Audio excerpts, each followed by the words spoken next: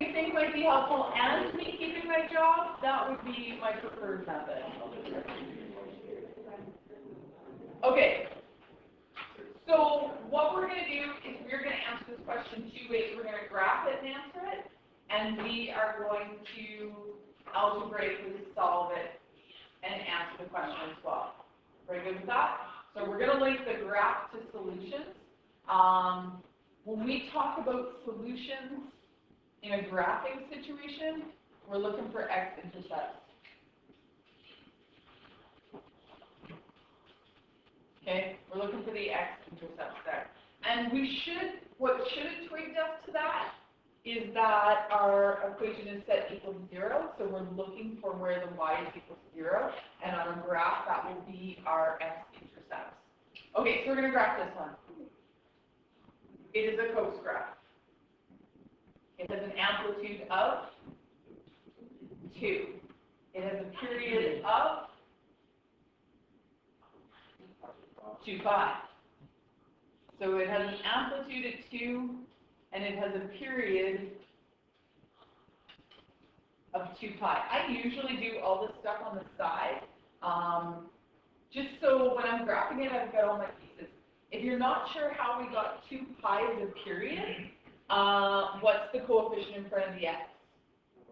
1, so 2 pi divided by 1, 2 pi divided by b is going to give us our period, which is 2 pi. And we know our median is -1. So there were some questions about max mins here, especially if the amplitude has a negative on it. Remember that we're going to ignore that negative when doing our max mins.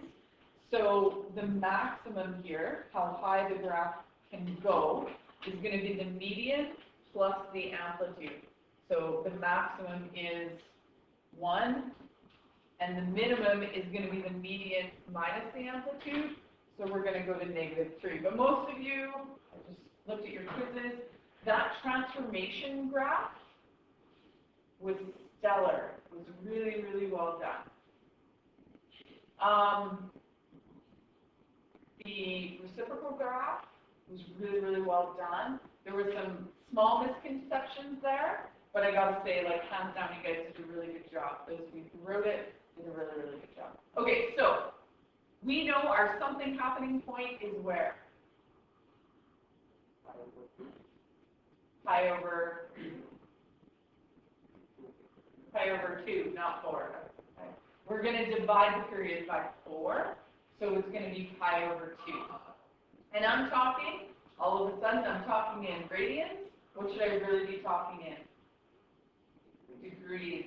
And how do I know I should be talking in degrees? My restriction is in degrees, right? So I need to talk in degrees. So my period is actually not 2 pi, it's 360. And my something happening point is 90 degrees. And again, the something happening point is a helper, but it's super helpful when we're graphing. Okay. So any shifts, any horizontal shifts? No. There's nothing in brackets with the x. So I know my graph is going to be at 0, 90, 180, 270, 360, and I'm only graphing it over. It's got equal signs there, so I know I'm just going from 0 to 360. Let me say that's 1, -1, -2, -3, and -4 on there just to look good. All right, what do we know about coast graphs? Where do they start? They start at 0, and they start at a maximum, right? So there's no horizontal shift, so I know my first point is going to be at a maximum, and we said our max point was 1, so we're starting here. At a 90, I'm going to be at my median, and I'm going to be at my min, my median, and max. And I know I've, just pretend that's nice picture. I know that I hit my period because I've gone 360 degrees. I'm showing a max to a max, so I know that that checks. You know why that doesn't work? Is that my median? No. What are you guys on that? I love the undo button. It's a good thing. Okay, now let me. Okay, there we go. All right. What are the accents of?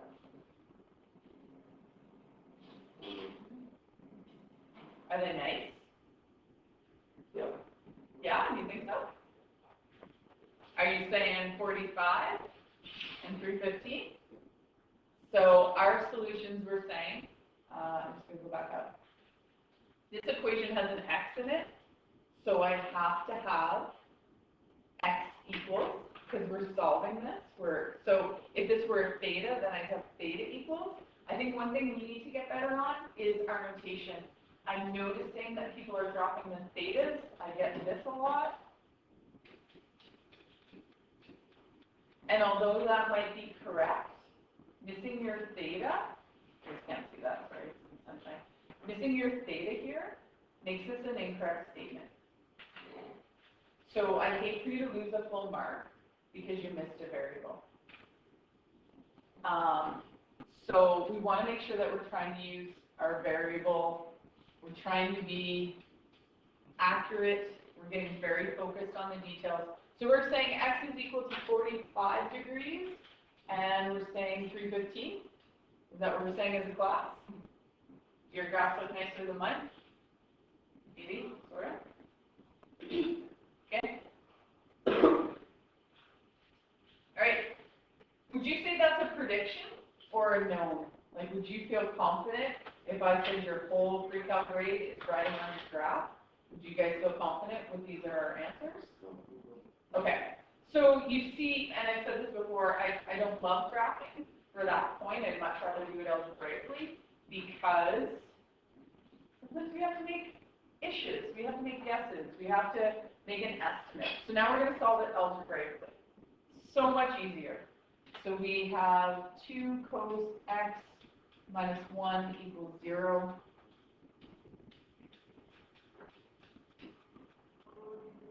Cos x equals 1/2. Am I done? No, I have to solve it. So we're going to go ahead and solve it. We're solving it over 0 to 360. So we're doing one full rotation. We know cos is positive in quadrant 1 and quadrant 4. Do you know your rules for quadrant 1 and quadrant 4? Do you know your rules? Yeah, hopefully.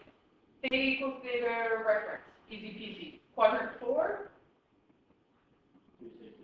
360 minus theta reference, right? Hopefully by this time, we're feeling a lot more confident with those. Is this an exact value? Yes. 1/2 is an exact value. Okay, so where is the x 1/2 on your unit circle without looking at your unit circle? 60 degrees. 60 degrees.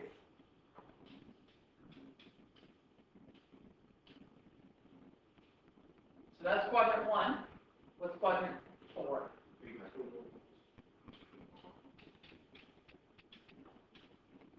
Okay, would you pass freak out from your graph? No. We probably would. We were close. We were in the ballpark of it, but we see the benefit of using the equations. All right.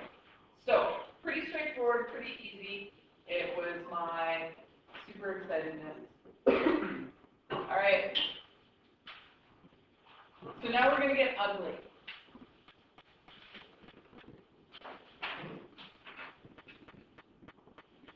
Okay. Are you ready?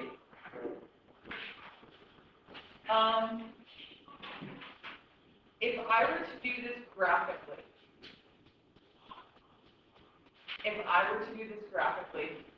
I'd do it by finding points of intersection. Can I show you guys how I would treat this as 2 parts? I would make this an equation, and I would make this an equation. And the first question you're going to ask me is, am I going to have to do this on a test or a quiz? seen it show up on a provincial exam. Not as complicated as this, but I have seen it on a provincial exam before, where you have to find the points of intersection. So I want to show you how you would attempt that. I don't want to leave you guys without seeing it. Will it be on my test? Probably not, but it's a strategy that you can use if it shows up. This one's kind of complicated. I probably should have made a much easier one. But you can do this using a point of intersection. You're going to graph this one as y equals 16. What's that going to result in? A horizontal line at 16, right? It's going to go right across the y-axis at 16. Then you're going to graph this one.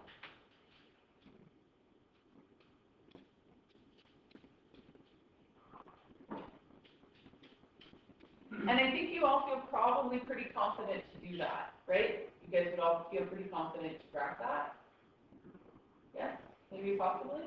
Let's start with this. What's my amplitude? My amplitude is 6. What's my period?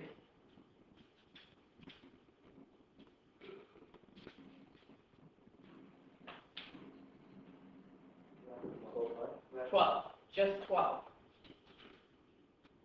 So my something happening point, hopefully is 3. What's my median?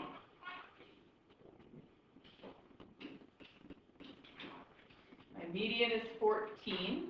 So what's my maximum? 20. And my min is 8. So I think we could go ahead and graph that easy peasy. It's a coast graph, starts at a maximum, there's no horizontal shift. You can graph that fairly easily. Everybody feel confident with that? It's just what we just did. Then what you do is you lay that second graph on it, that line of 16, and you find where the points intersect. Okay? And you would actually find those 2 points. I think it would just be 2. We can do it with graphing calculators, but I think I'm just going to show you on Desmos if you guys are okay with that. Do you want to see it? Okay. And if it were given to you on, it would probably be on the non-calculator portion, so they'd be nice points. They'd be nice points of intersection. So do what you will with that information.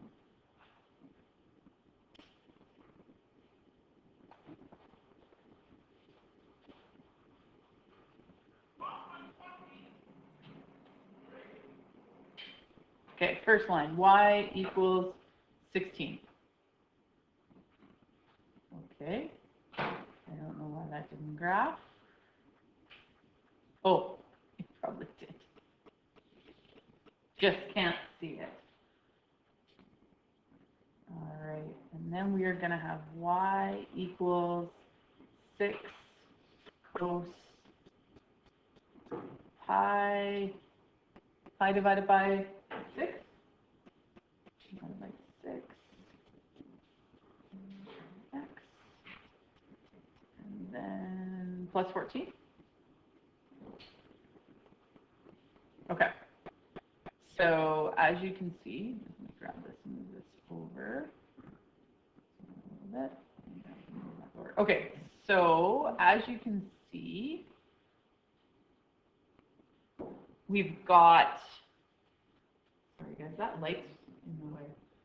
Maybe I'll do it over here. So if I hover on any of these points, it will show me where it is. Now, what I would be looking for is, what did we say our period was?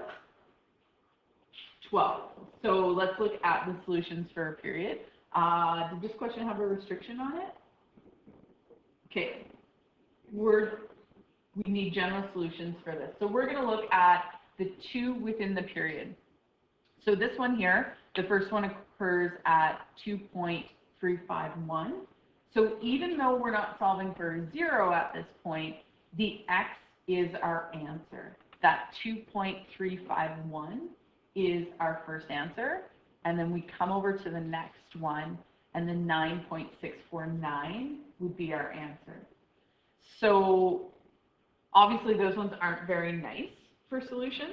Did somebody write those down? 9.649 and 2.351. Just write those down somewhere because we're going to solve it algebraically and we're going to check that we are brilliant as the computer.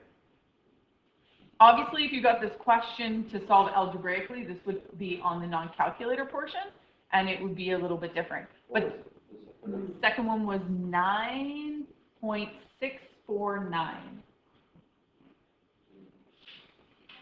All right, so that's how we'd attack it that way, and that's probably the most efficient way. I've seen one where it is y, like 1 and then a pretty basic one, and then where they intersect are nice numbers, and I've seen that in the non-calculated portion of the exam. So that's one way to tackle it. You could bring the 1 to the other side and shift the graph down, and then you're looking for x-intercepts. And that's what we're going to do to solve it algebraically. Okay, look at us. We're so smart. Let's go back to, now we're going to solve it algebraically. So again, using tools like Desmos or graphing calculators, they're great. They're a great tool for learning. They're not a great tool if it's the only skill you have, like if you can't do it algebraically. Okay, nobody's complaining that this is hard. It's me. That's odd.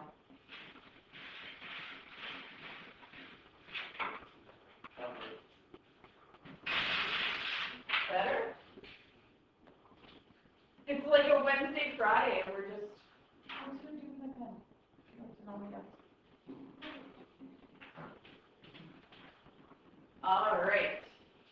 Okay. So we could do it like this, or you could bring the 16 over here, and where would your median now be if I brought the 16 over to one side? -2. So if you did that strategy, you would be shifting your graph. Your median would be 2, your maximum would now be 4, and your minimum would be -4? -8, thanks. That's hard. I put it at a +2. So you could do it that way, but then you'd be looking for x-intercepts. I have seen this, like I said, show up on a provincial exam. So you do need a strategy on how to tackle that one. All right, so we have 16 equals 6 cos pi over 6 x plus 14.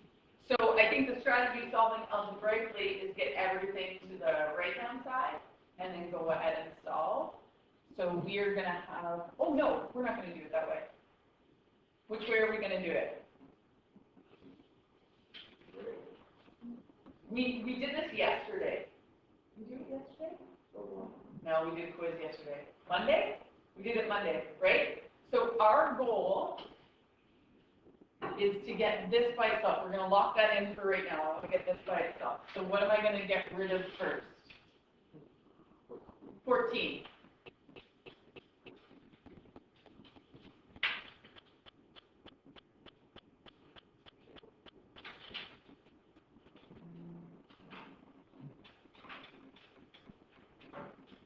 Okay, so I'm still locking that cos pi over 6. The reason why I put a box around that, I highlighted it, the reason why is because people continually try to do wonky math first. So if you're not sure what to do, I'd encourage you to box in the stuff that needs to stay together, just as we go through this. So we're going to divide by 6, divide by 6.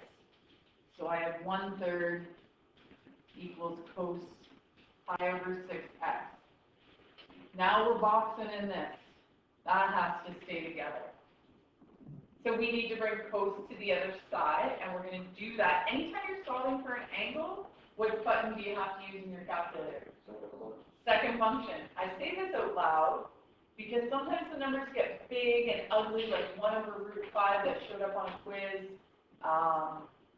And people just do 1/5, and that's a decimal, so that must be the right answer, and they didn't apply any trig function to it. So again, I'm going to encourage you to write this stuff down. Whoa. Write this stuff down, write every step down, so that it makes the most sense to you when you're going back and looking it over. And it doesn't take any time. Like that didn't, like, besides my pen messing up, that didn't take me any time. All right, so then I'm going to, yeah. When you do like this type of function pros, calculators, 16 degrees already. We've been using pi all the way through, and we divided our period by 2 pi, so we're going to stay in the radian world. Okay? Anytime you have a pi in there, you're going to be in radians, and then I do, if it asks for degrees, I do my conversions later. I wouldn't do it right off the hop. I do it later. I go through, make sure everything's in radians. But that's a good question. What's my calculator supposed to be in? So you're going to get a big decimal here.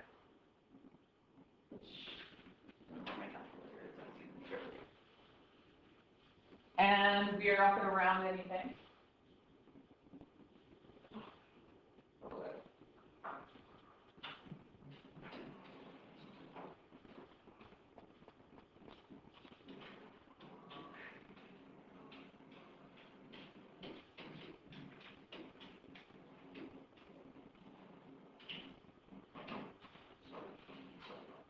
So I need to get x by itself now.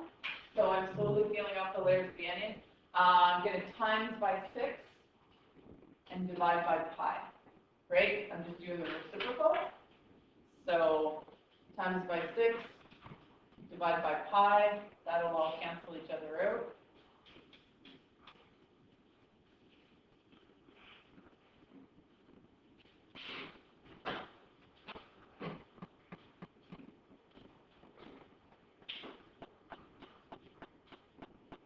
Do you recognize that answer? Yeah. Hopefully. That's what we got on the last screen, right? We wrote it down. 531. Okay, our math is good. But we need the other piece of information. So I'm going to go back here. Oh no, too far. Too far. I'm going to go back here to this. Coast is positive or negative here? Positive. So what quadrant am I looking in? Quadrant 1, quadrant 4, right? So what's going to be my second answer? What's the period on this graph? 12. Right? So you can't just use 2 pi, you got to know the period. So 12 minus. Yeah. So that's the answer for, oh, that's yellow. For quadrant 1, for quadrant 2, no, quadrant 4, we've got to take our period. Now, we found our period in that part A part. So we're going to take our period, which is 12. We're going to minus our answer from quadrant 1. And we're going to get, let's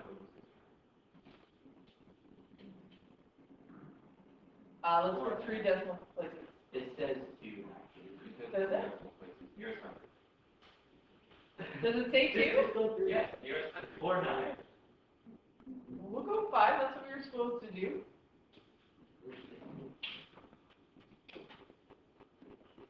And so we recognize those 2 answers as being correct from graphing. But there was a couple of steps there that weren't intuitive, right? Which I probably would have had I not been thinking about it. Had I not thought about it as a graph first, I probably would have put 2 pi here. Like just on autopilot, right? Like I've got a test in front of me, I've been writing for an hour now, I'm just on autopilot, or I'm writing an exam and I'm on day 5 of it, and it feels like, and I'm just on autopilot. Yeah. Of course. Okay, so what's super important? Periods. You need to know them. even when it's solving algebraically, you need to remember to check what quadrant you're in. I'm having no luck here. What quadrant you're in to know where we're finding the answers. And I'm not done here. What do I need for this? I need a general solution because there was no restriction given. So if we had put 2 pi here, we definitely would have lost either the half mark or the full mark for not having the second answer, and not giving general solutions would have definitely knocked a mark off. So if this was a 4-mark question, you're looking at like a 2.5 at this point. Really easy to get marks, but really easy to lose them as well. So my solutions are going to be x equals 2.35 plus 12k, right? We're going back to that period. 12k KEI, and x is equal to 9.65 plus 12k KEI. So if no restriction is given, even in an algebraic situation, you still need to do your general solution. So thinking it as a graph, thinking of the equation as a graph first, might be the most helpful method in making sure you get all your points. Okay, that's pretty straightforward. Yeah? This was on the exam, but they asked you to solve points, solve by finding the points of intersection. No, they would ask you to solve it. They might ask you to solve it graphically, and then the only method you could use was point of intersection. But in that case, the numbers would be really nice. They'd be really nice. They'd be obvious. Yeah. Can graphing can we do like 14 minus 16 and graph 6 goes pi over 6 x minus 2? Yes, and then you're looking for x-intercepts at that point. Yeah, I had said that before, but yeah, that's another strategy to do it. If you don't want to do the lines of intersection, you can bring that 60 to the other side and then solve for x-intercepts. So if you were given it as a graphing question, you would have to use either the intersection strategy or bring it over, drop it down. I think that's what we most feel comfortable with. But sometimes intersection's a little bit nicer because you don't have to do any sort of math, and you might, again, it's math fatigue. It's not because you're not smart.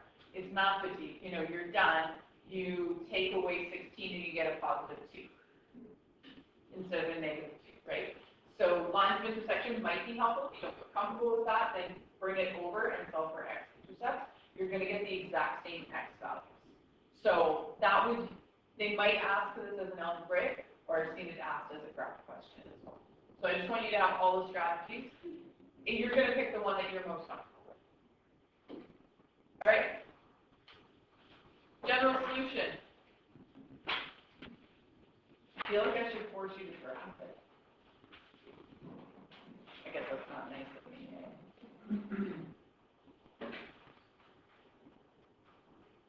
Can you guys do this one? I'm going to hit pause. You guys do this one. Really don't have any room. That's terrible. Let's do this one. And then we'll try to leave enough room for that one. We'll get this one done. So just when we're writing our answers, let's keep in mind that terrible. Then we need to leave a little bit of room to do that other example. Okay, electricity is coming from a power plant into your house and it's through an alternating current. You guys are physics people. This means that the direction of the current flowing in a circuit is constantly switching back and forth. In Canada, the current makes 60 complete cycles in each second. Okay, that tells you your period. 60 complete cycles in 1 second. So what's your period? 60. Nope. 1 over 60. 1 over 60. Because in 1 second, how many periods have I traveled? 60 of them, right? So it's very, very fast. This is more like the actual time. Yeah, that's what we use them for. So this is telling you your period. Without saying the word period, use the word cycle instead. But a lot of people, when they answered this, went with 1 second, or they went with 60 as their period. Those are usually the two options. But if you're doing 60 periods in 1 second, then 1 period is 1/60.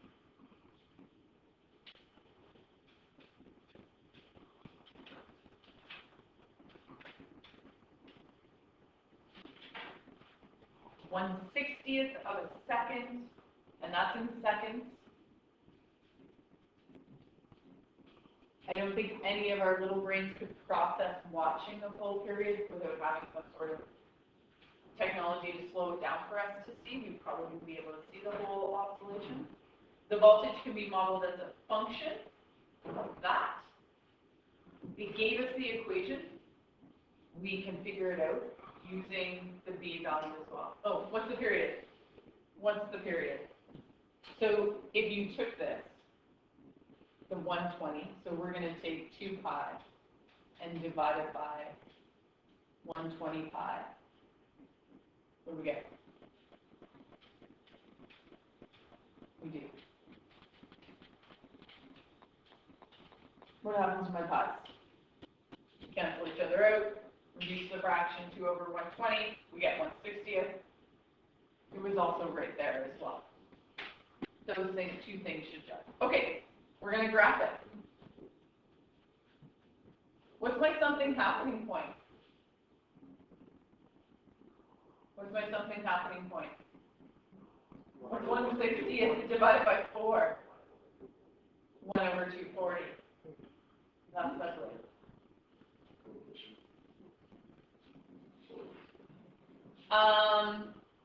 So we know that our something happening point is 1/240.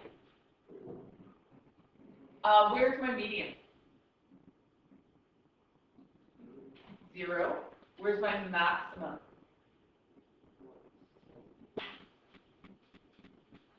Where's my minimum?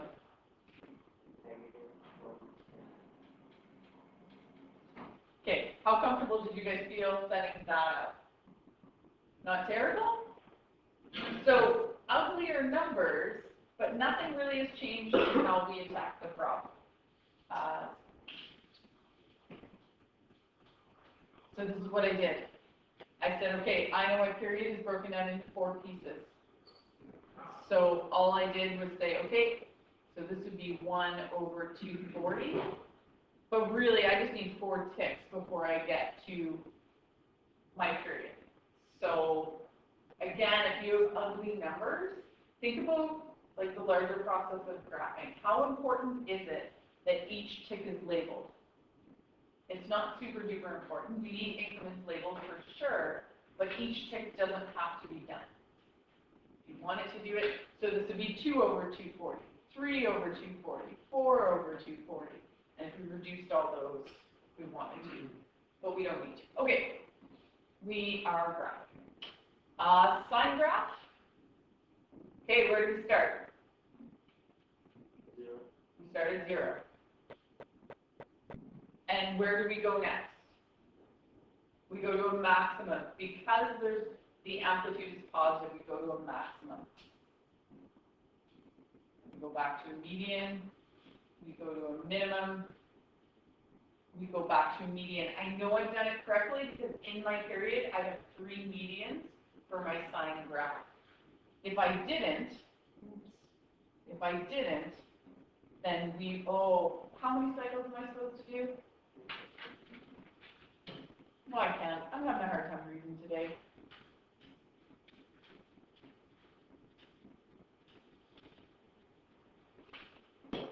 So I'm going to go to maximum, median, minimum, median. There we go. 2 cycles. So I screwed up. I forgot that I needed my other cycle. It was pretty easy to add it in.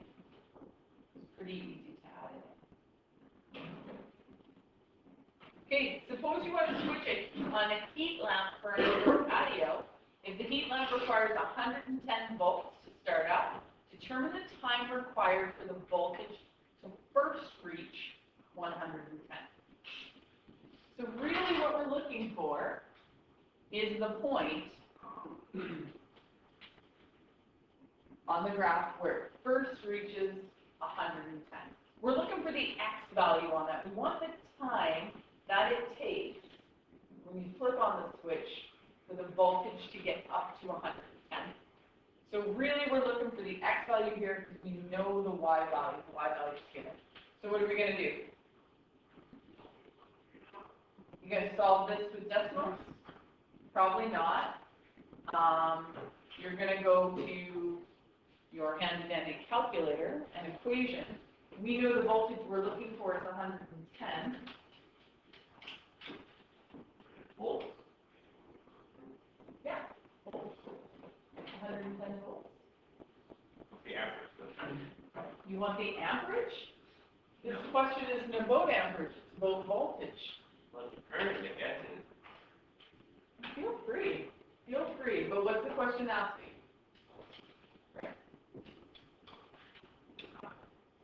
All right. What's the first thing I'm going to do?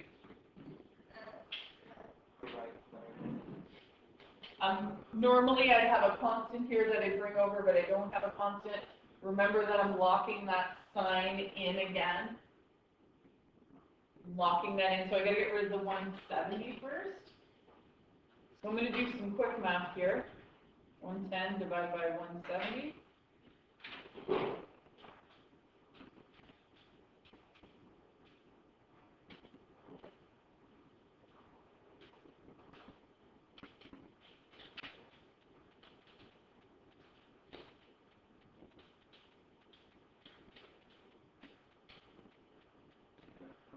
What's next? What am I locking together?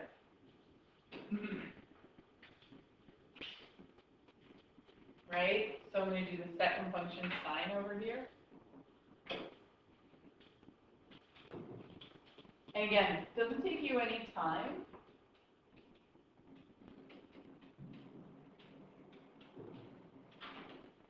Doesn't really take you any time to break down the sine -1.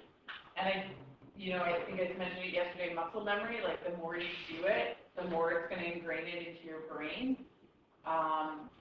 So I would recommend that you do that, but you guys are smart people, you can figure out what works and what doesn't work.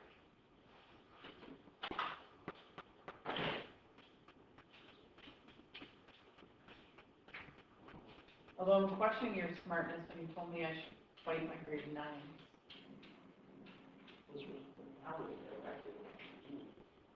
What? No, there was other people who supported you, Kristen. You just had the confidence to say it out loud. Other people thought it was a good idea too. So now I'm just going to divide up the 120 pi.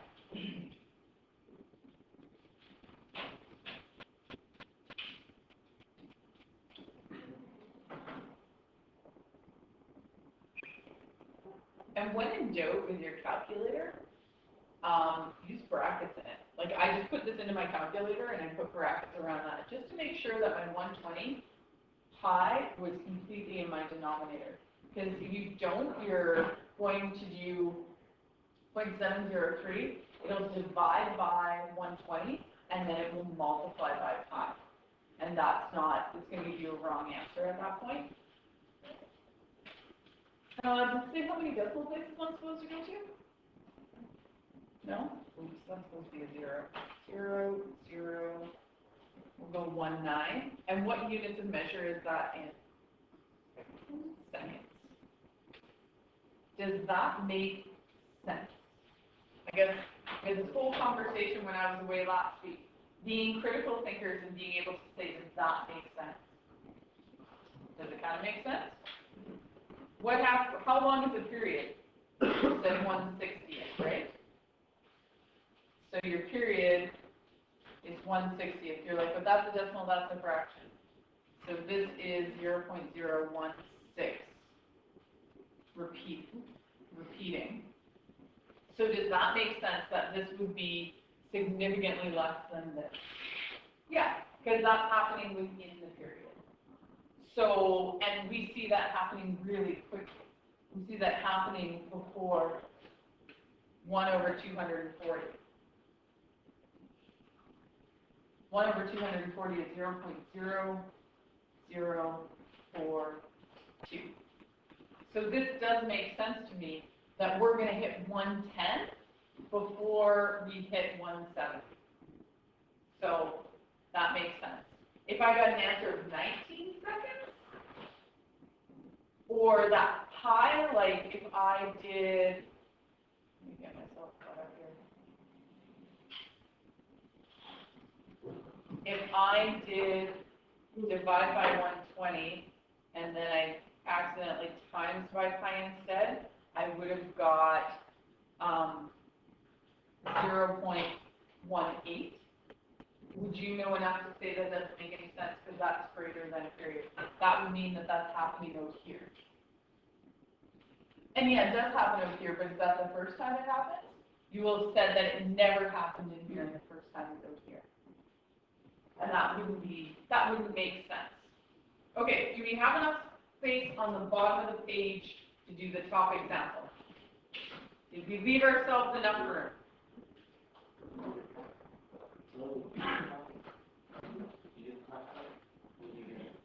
Okay, I'm going to pause the video. Okay, did everybody get to here?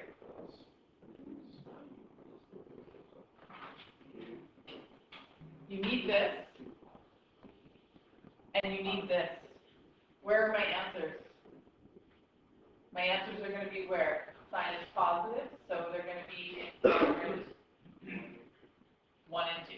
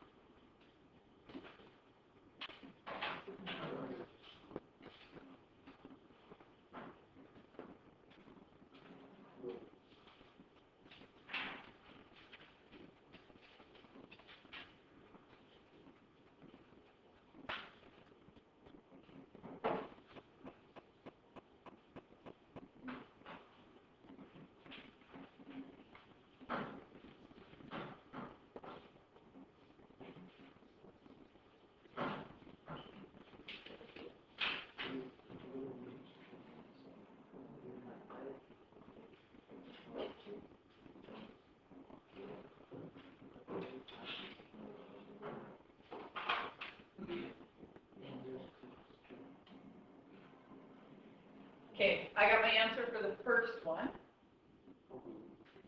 But now to find the rule for quadrant 2. So quadrant 2 is pi minus theta reference. Well, here's the thing, is my period isn't 2 pi. What's my period? 8. So what does this number need to be? Needs to be 4.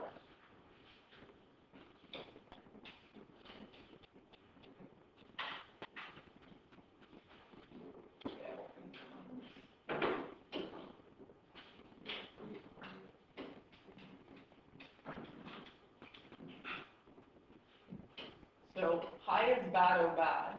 So it would be 4 minus 0.433.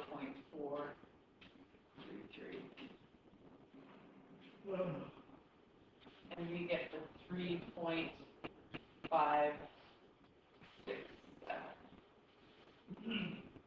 And do we have a restriction on this? No. So what do we need to do with these? General solutions. You guys are going to find that you're going to use general solutions quite a bit in solving. That's an 8, by the way, not a 3 at the moment.